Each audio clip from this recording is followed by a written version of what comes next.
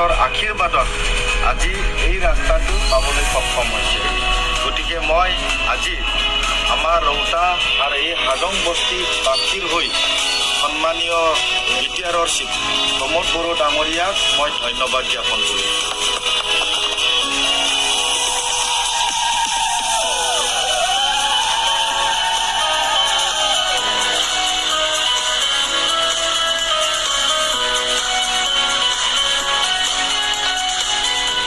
এইটোতো মানে BTC চৰকাৰ 17 বছৰ পাৰ কৰিলে আৰু BTC চৰকাৰৰ বহুত EM আহি গ'ল আৰু BPF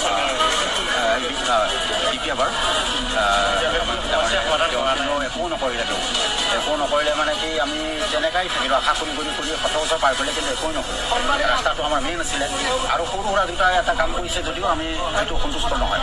আমাৰ এই যে ৰাস্তাটো মেইন এতিয়া উন্নয়নৰ ইফালে ৰাস্তাটো মেইন বস্তু।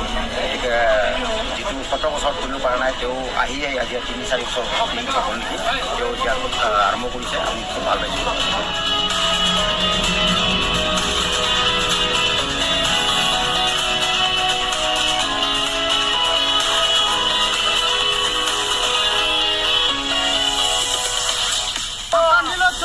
जिंदाबाद जिंदाबाद जिंदाबाद डॉक्टर नीलोद सरजारी जिंदाबाद जिंदाबाद जिंदाबाद प्रमोद बड़ो जिंदाबाद जिंदाबाद जिंदाबाद प्रमोद बड़ो जिंदाबाद जिंदाबाद जिंदाबाद UPDF जिंदाबाद जिंदाबाद जिंदाबाद UPDF जिंदाबाद जिंदाबाद जिंदाबाद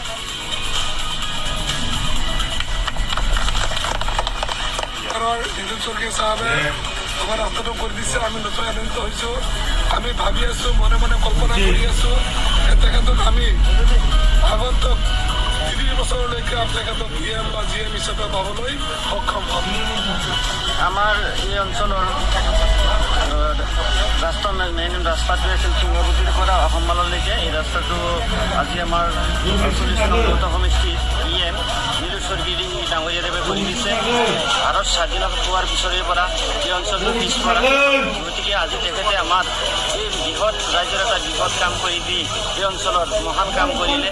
এই অঞ্চলৰ ছাত্ৰ ছাত্ৰীয়ে হওক, বিভিন্ন বেমাৰ কৰাসকলে হওক, তেওঁলোকে চলিব পৰা অসুবিধা আছিলে, কিন্তু আজি সেই সমস্যাটো সমাধান কৰিলে। তাৰ কাৰণে আমি নথৈ আনন্দিত হৈছোঁ আৰু তেখেতক ডক্টৰ নীলোদ চৰজাৰী ডাঙৰীয়াক ধন্যবাদ জনাইছোঁ।